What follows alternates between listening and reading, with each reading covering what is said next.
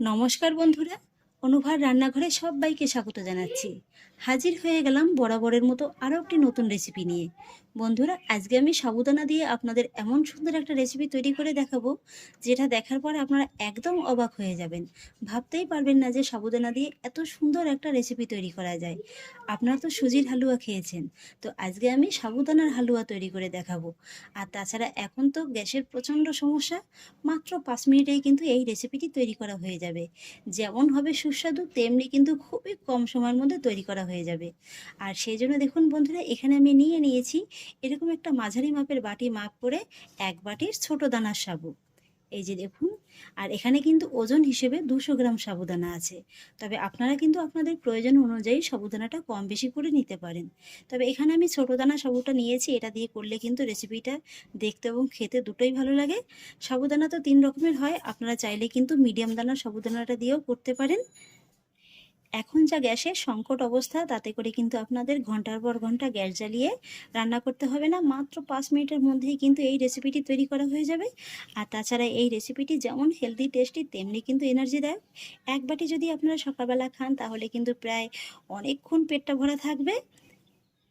তো এবার সাবুদানাটাকে আমি নিয়ে নেব, তারপর বড় একটি বোল নিয়ে নেব, আর তারপর এই বোলের মধ্যে আমি সাবুদানাটাকে দিয়ে দেবো। আর তারপরে এই সাবুদানাটাকে আমি গরম জল দিয়ে 2 থেকে 3 বারের মতো ধুয়ে দেব। যেহেতু সাবুদানার ভিতরে অনেকটা স্টার্চ থাকে কিংবা নোংরাও থাকে, সেটা কিন্তু এইভাবে খুব ভালোভাবে ধুয়ে নিতে হবে। এখানে কিন্তু বন্ধুরা সাবুদানাটাকে আপনাদের আলাদা করে বয়েল করে নেওয়ার কোনো প্রয়োজন নেই, শুধুমাত্র এইভাবে একটু গরম জলে জাস্ট 10 মিনিটের মতো একটু ভিজিয়ে রাখলেই কিন্তু হয়ে যাবে। আপনারা চাইলে কিন্তু গরম জলটা ইলেকট্রিক কেটেল কিংবা ইন্ডাকশন ওভেনেও করে নিতে পারেন। তো এইভাবে 2 থেকে 3 বার জল পাল্টে পাল্টে সাবুদানাটাকে আমি খুব ভালোভাবে ধুয়ে নেব। তো বন্ধুরা, সাবুদানাটাকে আমি খুব সুন্দর করে ধুয়ে নিয়েছি। আর এবার কিন্তু সাবুদানার ভিতরে আবারও গরম জল দিয়ে দিতে হবে। গরম জলের সঙ্গে খুব ভালোভাবে একবার মিশিয়ে নেব। আর তারপরে সাবুদানাটাকে এইভাবে ঢাকা চাপা দিয়ে 10 মিনিটের মতো রেখে দেব। এই 10 মিনিটের মধ্যেই কিন্তু সাবুদানাটা খুব সুন্দরভাবে ভিজে যাবে। ফিরে এলাম 10 মিনিট বাদে, এবার ঢাকাটাকে তুলে নিচ্ছি। এই যে দেখুন বন্ধুরা, এই 10 মিনিটের মধ্যে কিন্তু সাবুদানাটা খুব সুন্দরভাবে একদম ভিজে গেছে। আর সাবুদানার ভিতরে দেখুন হালকা করে কিন্তু একটা ট্রান্সপারেন্ট কালারও চলে এসছে। আপনাদের দেখিয়ে দিচ্ছি, এই যে দেখুন। আর এবার দেখুন, আমি অন্য একটা বাটি নিয়ে নিয়েছি, তার উপরে বসিয়ে দিচ্ছি এরকম একটা ছাঁকনি। আর তারপরে সাবুদানাটাকে এইভাবে ছাঁকনি করে ঢেলে কিন্তু একটু ভালোভাবে ছেঁকে নিতে হবে। এতে করে কি হবে, সাবুদানার ভিতরে যে এক্সট্রা জলটা আছে, সেটা কিন্তু খুব ভালোভাবে একদম ঝরে যাবে। এদিকে সাবুদানার জলটা ঝরতে থাক, সেই ফাঁকে চলুন রেসিপির জন্য বাকি কাজটা সেরে নিই। আর সেই জন্য দেখুন, গ্যাস ওভেনে আমি একটি কড়াই বসিয়ে দিয়েছি। কড়াইতে দিয়ে দেবো 2 টেবিল চামচের মতো গলানো ঘি। এবার ঘিটা যখন হালকাভাবে গরম হয়ে যাবে, তখন কিন্তু আমি এর ভিতরে কয়েকটা উপকরণ অ্যাড করব। এখানে দেখুন বন্ধুরা, নিয়ে নিয়েছি আমি কিছুটা পরিমাণে ড্রাই ফ্রুটস, নিয়ে নিয়েছি কিছুটা পরিমাণে পেস্তা বাদাম কুচি, কিছুটা আমন্ড বাদাম কুচি, আর কিছুটা নিয়েছি চীনা বাদাম। সাবুদানার ভিতরে কিন্তু চীনা বাদামটা খুব সুন্দরভাবে যায়, খেতে কিন্তু খুবই ভালো লাগে। হাতের কাছে থাকলে অবশ্যই দেবেন। আর যদি এই উপকরণের কোনোটা না থাকে, এই যে পেস্তা বাদাম কিংবা আমন্ড বাদাম, শুধুমাত্র চীনা বাদাম দিয়েও দেখবেন, তাতেও কিন্তু খুব ভালো লাগে। আবার যদি চীনা বাদামটাও হাতের কাছে না থাকে, সেক্ষেত্রে কিন্তু আপনারা কাজু বাদামটাও কুচিয়ে দিতে পারেন। এবার এই সমস্ত উপকরণগুলোকে আমি ঘিয়ের মধ্যে দিয়ে দেব। আর তারপর লো ফ্লেমে এই ড্রাই ফ্রুটসগুলোকে আমি হালকা করে একটু ভেজে নেব। প্রায় 1 থেকে 1.5 মিনিটের মতো সময় নিয়ে আমি বাদামগুলোকে খুব সুন্দর করে ভেজে নিয়েছি। আর এবার আমি এর ভিতরে অ্যাড করব এই যে জল ঝরিয়ে রাখা সাবুদানাটা। দেখুন বন্ধুরা, কতটা ঝরঝরে হয়েছে। লো ফ্লেমে ভালোভাবে একবার নেড়েচেড়ে মিশিয়ে নেব। সাবুদানাটাকে খুব সুন্দরভাবে এই যে ড্রাই ফ্রুটসের সঙ্গে ভালোভাবে মিশিয়ে নিয়েছি।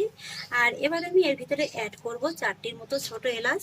এলাচটাকে আমি মুখটাকে ফাটিয়ে নিয়েছি, আপনারা চাইলে কিন্তু এলাচের গুঁড়োটাও ব্যবহার করতে পারেন।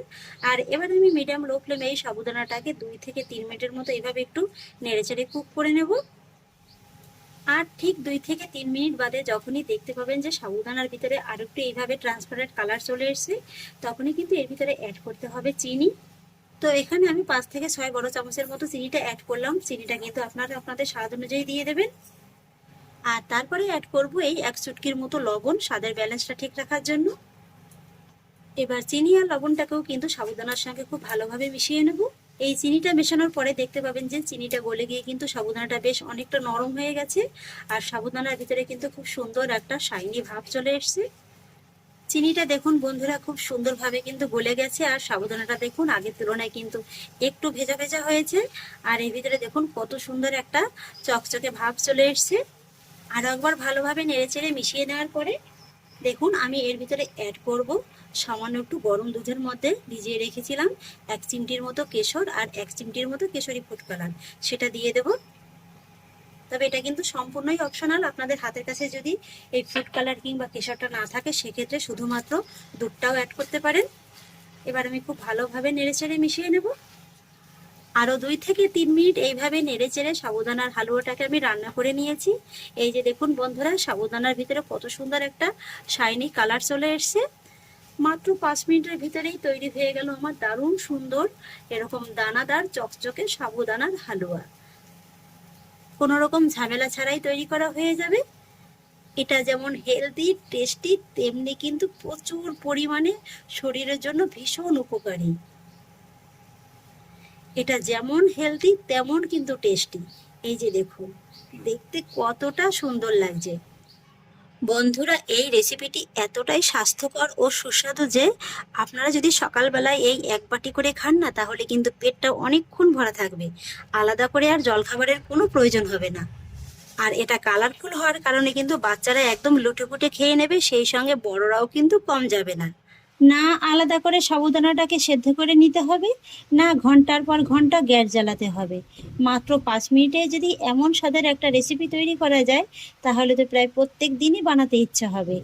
আর এই রেসিপিটি বন্ধুরা খেতে এতটাই সুস্বাদু হয় যে কথা দিচ্ছি একবার বাড়িতে বানিয়ে খান বারবারই কিন্তু খেতে মন চাইবে। শুধুমাত্র বাটিতে সার্ভ করার পরে এইভাবে একটু ড্রাই ফ্রুটস দিয়ে আপনারা পরিবেশন করুন, দেখবেন যে সবাই কিন্তু একেবারে লুটে পুটে খেয়ে নেবে।